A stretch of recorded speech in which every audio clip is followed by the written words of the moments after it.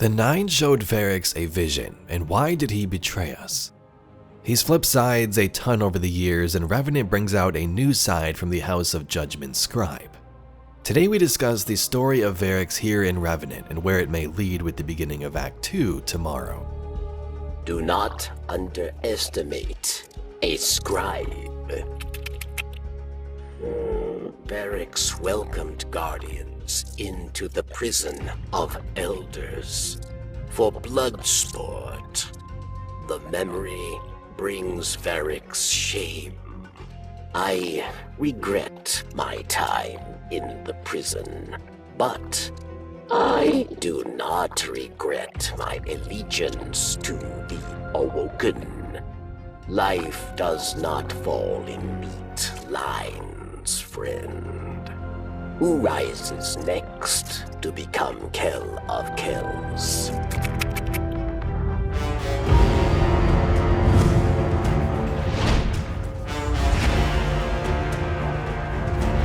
Variks has been through a lot.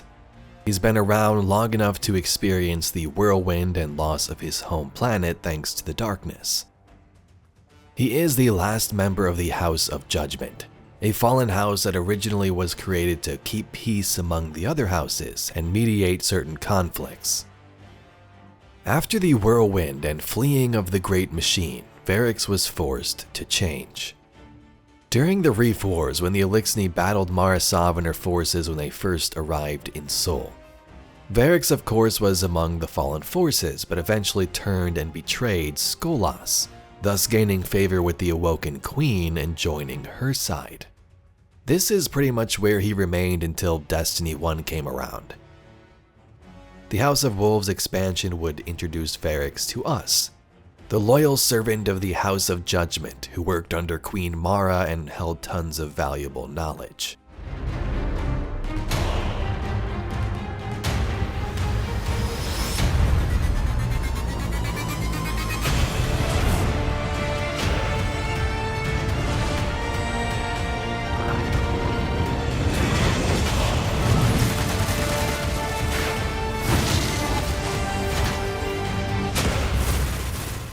Variks would also gain control of the Awoken's Prison of Elders, a stronghold in the Reef where some of the system's biggest scallywags were contained. So far, Variks went from a normal Eliksni loving life on Rees to a backstabbing traitor, leaving his own people to join the Awoken, but that of course is just the beginning. As the warden of the Prison of Elders, Variks oversaw the incarceration of numerous enemies of the Reef, including Skolas and later the Scorned Barons. Over time though, Variks grew disillusioned with the Awoken, particularly after the events of the Taken King, when he assumed like most that Mara had died near Saturn. Now during the time after the Taken King leading up to the Red War and so on, Variks sort of got a promotion in the Reef. Aldrin and Mara were gone for the time being, and in their absence, Variks began to realize, wait, maybe having a Kell of Kells is the only way. Maybe I should become said Kell. Another prime destroyed. Once sources of life, light, hope. Now a sign of decay, machines as gods. Conspire with Kells, conspire to kill, to conquer, to control. This will not end. There will always be new Kell. There will always be new Prime, yes? Skolas was savage. Skolas was cruel. Skolas was right.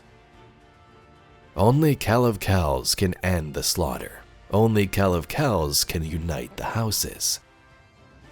Petra has given House of Judgement a great gift. Variks now speaks for crows. Crows fly on black wings, find what House Judgement needs found. House Judgement and the Reef are allies. Petra is a friend. The crows will do as Petra needs, but they will also search for Variks, yes?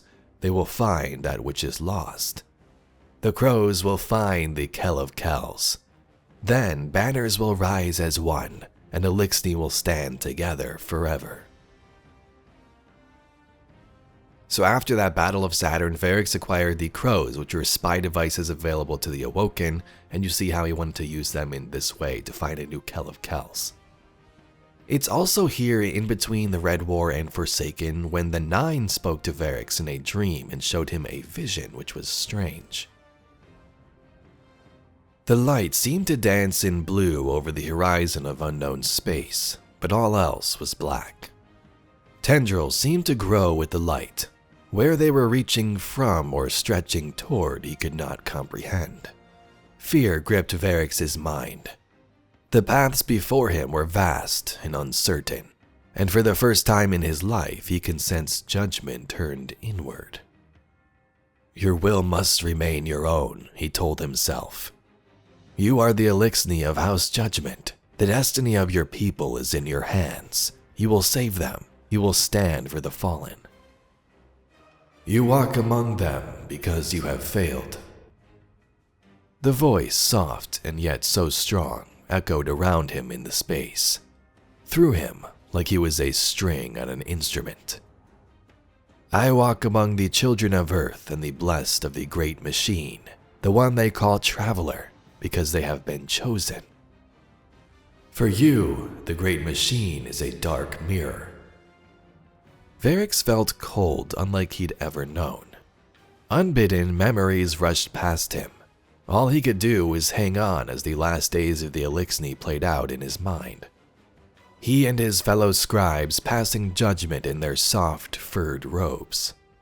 Then the whirlwind, the elders torn apart, the pillaging of the houses. Variks kneeling before a window, staring up at the great machine, watching it vanish, the long journey in the darkness.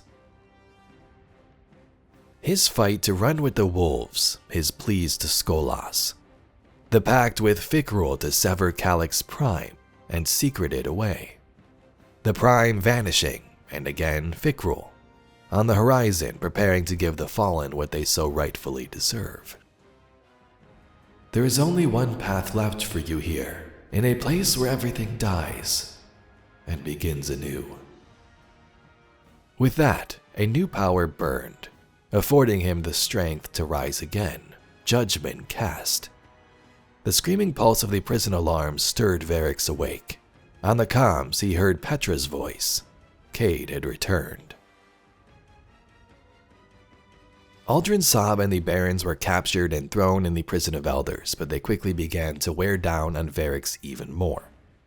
His conversations with Fikrul and Aldrin Sob kind of further eroded his loyalty to the Reef. Fikrul's twisted mind and strange ideals and Aldrin's delusions unsettled Variks, and in the end he opened the gates for everybody, let everybody escape. He too left and even proclaimed himself as the next possible Kell of Kells. No. Cade, he's gone.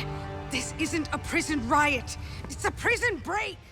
So for a while, to me at least, it seemed like this was the whole plot Bungie was going to go with. Variks could have been the next Kell of Kells, either in a good way to finally change things and unite everybody, or in an evil villain way like we'd eventually have to deal with him. What actually happened though is that he joined the forces with Aramis, who kind of took that role instead. He and Aramis wanted both to rebuild Rhys Reborn, bring back the Elixni days from Rhys, or something similar with this new haven on Europa.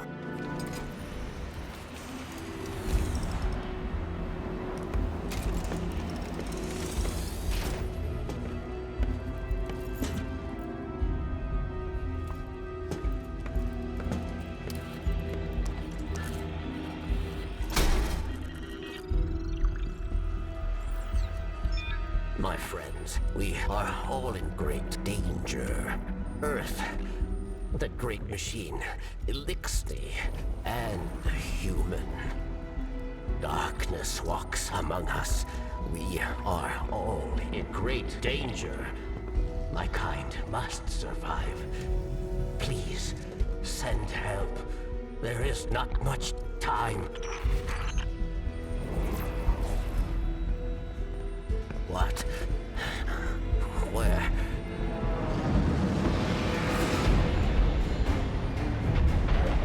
Oh no. She's already here.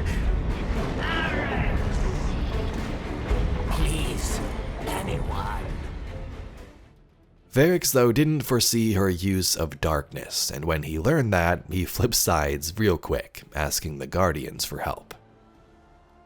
At this point, Variks had regret for past betrayals, hope for Elixni unity, and a willingness to once again work with the humans. Here we are now in Revenant. Variks is in the city helping us fight Fikrul, deal with Aramis, and he's been mentoring Ido behind the scenes, which we've talked about in some recent videos.